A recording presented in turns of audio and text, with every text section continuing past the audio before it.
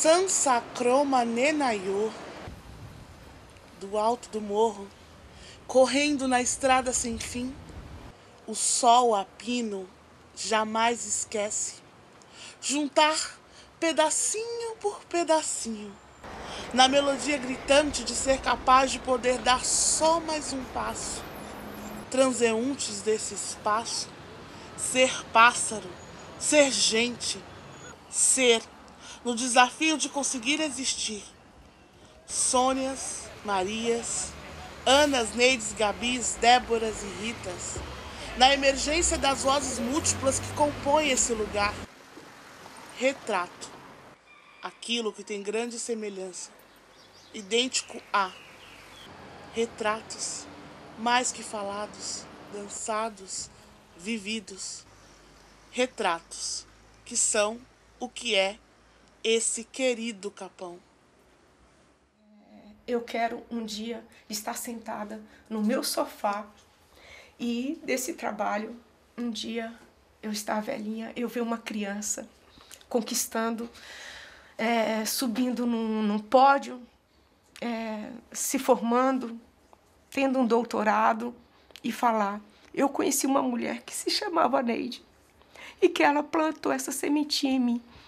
Ela me incentivou a estudar, ela me trouxe esporte, ela me deu coragem, me fez acreditar que amanhã poderia ser melhor.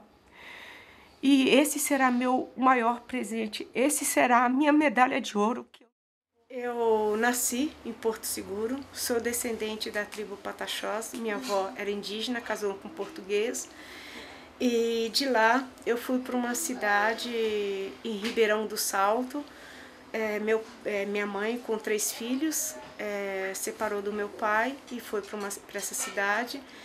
Dessa cidade, aos 4 anos, eu fui entregue para adoção.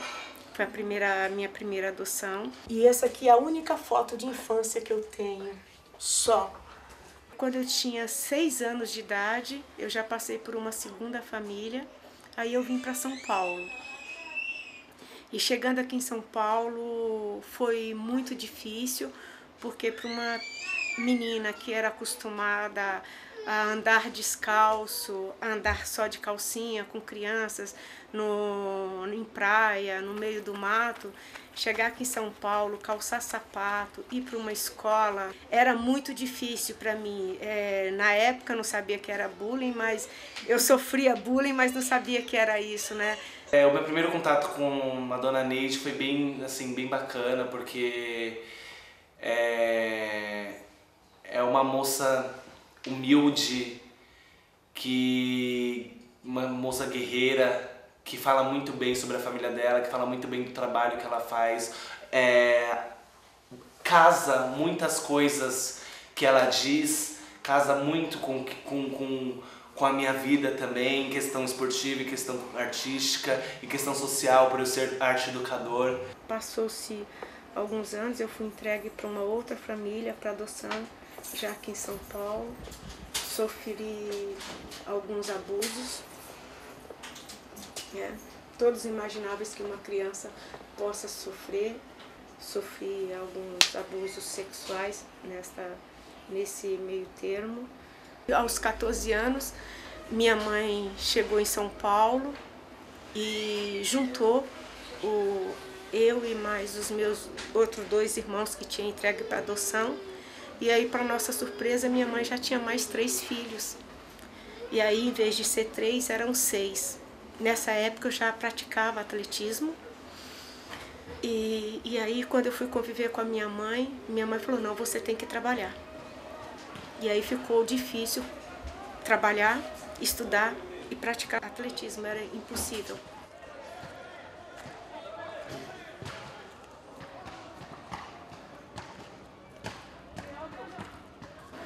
Mas mesmo assim, eu não desisti do atletismo, não desisti da corrida. E chegava os finais de semana, eu treinava, ia nas competições, não conseguia bons resultados. Na época, fui até convidada pelo São Paulo para me tornar uma atleta olímpica, mas meu sonho foi por água abaixo, porque não tinha condições, eu tinha que escolher entre o trabalho ou o esporte. E com o passar do tempo, eu namorei, noivei, casei. Tive um filho desse casamento, na década de 80. O meu marido foi assassinado. E, mais uma vez, tudo se tornou muito difícil para mim. Eu com 19 anos e com filho, bebê, para criar. Não tinha casa própria, tudo muito difícil. Aí continuei minha vida, com o passar do tempo, conheci uma outra pessoa, a qual eu casei, e aí eu tive 2 filhos, que foi o Marcelo e a Linda. E continuei minha vida de atleta, treinando esse final de semana, treinando à noite ou de madrugada, e sempre intercalando isso entre o trabalho, família e esportes.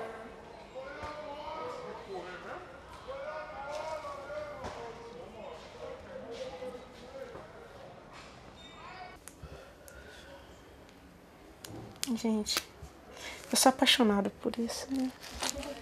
Eu lembro de tudo isso. Isso aqui, corrida em Blumenau, em Santa Catarina, 42 quilômetros. Essas provas, assim, passa os anos que passar, você lembra, assim, sabe? É você olhar para a foto, você lembra exatamente o dia, você lembra dos percalços que aconteceu na prova, o que você sentiu, como foi. Com o tempo se passou, né, 20. Com o meu filho com, então, 19 anos, algumas mulheres me pedirem para praticar esporte junto comigo, que elas queriam praticar esporte. E a curiosidade de saber, porque sabia, eu já tinha me visto na televisão, correndo, participando de maratonas e de São Silvestre, de corrida de rua. E aí eu resolvi treinar essas mulheres por um mês, que era minhas férias. Aí passou-se um mês, e aí cresceu o número de mulheres. Isso em 1999.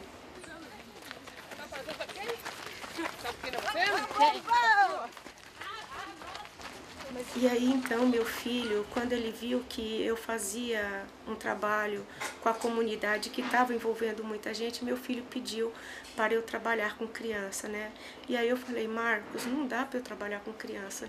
Eu já faço esse trabalho de madrugada com as mulheres, depois eu tenho que sair, trabalhar e fazer um monte de outras coisas, né? Tem a associação de moradores, a qual também eu já cuido, e é muito trabalho, não vou fazer isso. E eu lembro que na época ele ficou meio triste pelo fato de eu não querer trabalhar com as crianças. E quando um ano depois, em setembro de 2000, ele veio a falecer, ele foi assassinado por um adolescente de 14 anos. E aí o mundo desmoronou. Essa perda para mim acabou, para mim tinha acabado. Eu lembro que um dia antes dele falecer, ele entrou por essa porta, esse mesmo lugar que eu estou sentada. Eu estava sentada aqui, era aniversário da minha mãe, dia 6 de setembro, e ele chegou com uma festa pronta para comemorar o aniversário da minha mãe. Quando chegou, na hora de ele se despediu de todos, ele chegou, deu um abraço em todos e chegou aqui nessa porta e falou assim, mãe, vamos tirar uma foto de nós 4 juntos, porque a gente só tem foto dos 3 juntos, a senhora sempre nos fotografa, não temos uma fotografia nossa, essa fotografia é para a eternidade. Como se ele já tivesse sabendo que algo no dia seguinte iria acontecer. Aí parou nesse canto e tiramos uma foto.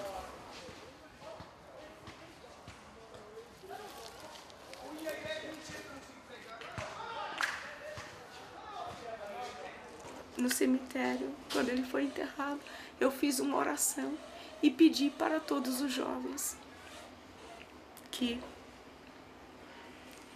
todo mundo poderia fazer um mundo melhor.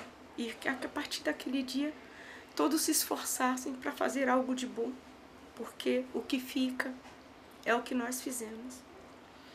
E aí eu já vim naquele dia, quando entrei no carro voltando para casa, eu vim pensando em tudo que ele havia me dito. E aqui dentro de mim eu vi o tempo todo cantando uma música que assim, as lágrimas desciam e vinha uma música na minha cabeça que nada é para sempre e o para sempre sempre acaba. E o que ele tinha me pedido não saía da minha cabeça, que era trabalhar com crianças e não só com mulheres. E aí eu tomei uma decisão, eu vou dar uma resposta para esta comunidade. Como eu sempre tive um coração de amor, sempre perdoei as pessoas que me fizeram mal no decorrer da minha vida, eu também perdoaria esse menino que tirou a vida do meu filho.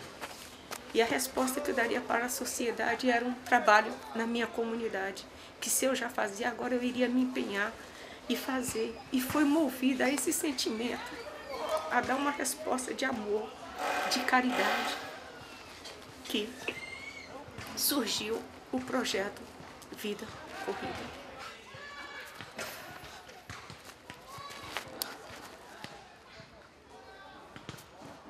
O projeto Vida Corrida, a grande base do projeto, trata muito sobre o filho dela. Muito, né? Então, assim, é o acontecido trágico que fez um acontecido maravilhoso. O projeto, como eu já falei anteriormente, né, ele nasceu de anseio de uma comunidade.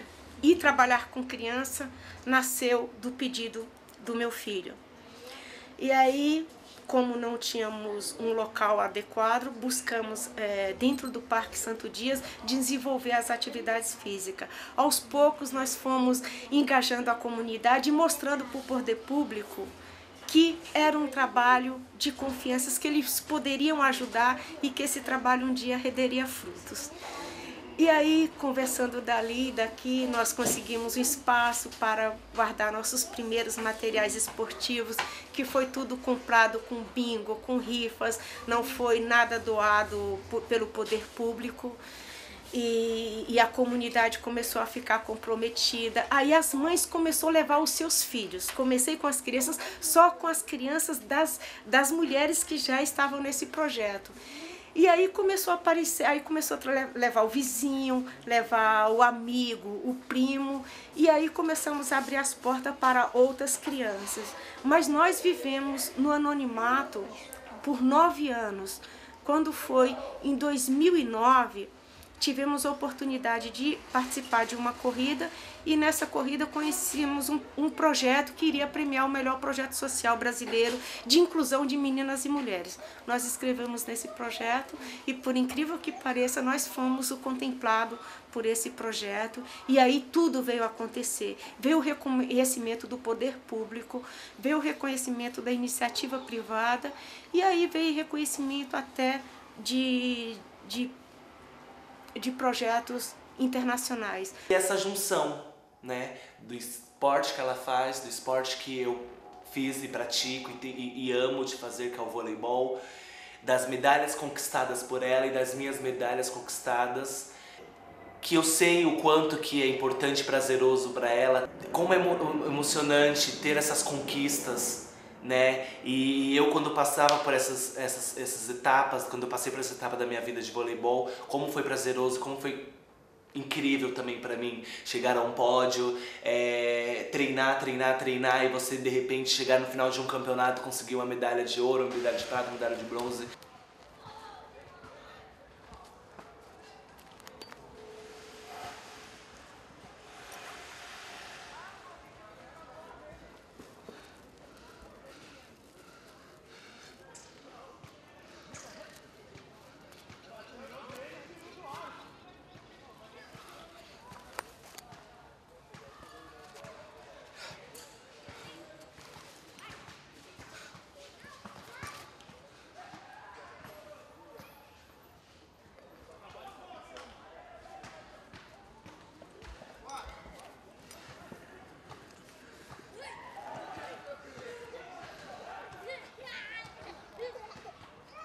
Capão Redondo, praticamente eu nasci, cresci, o bairro que me acolheu, o bairro que me deu lição de vida, o bairro que me fez me tornar uma pessoa melhor, me fez olhar para o próximo com uma outra visão.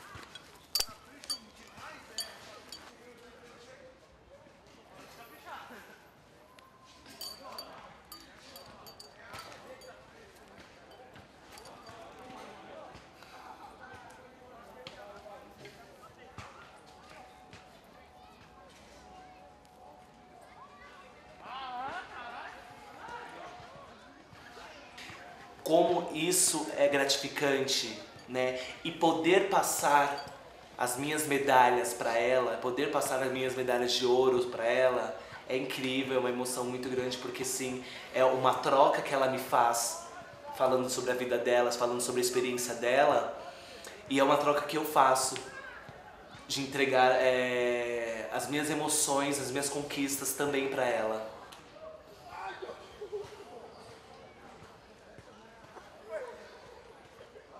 Comunidade, comprometimento, humanidade, amor ao próximo e união.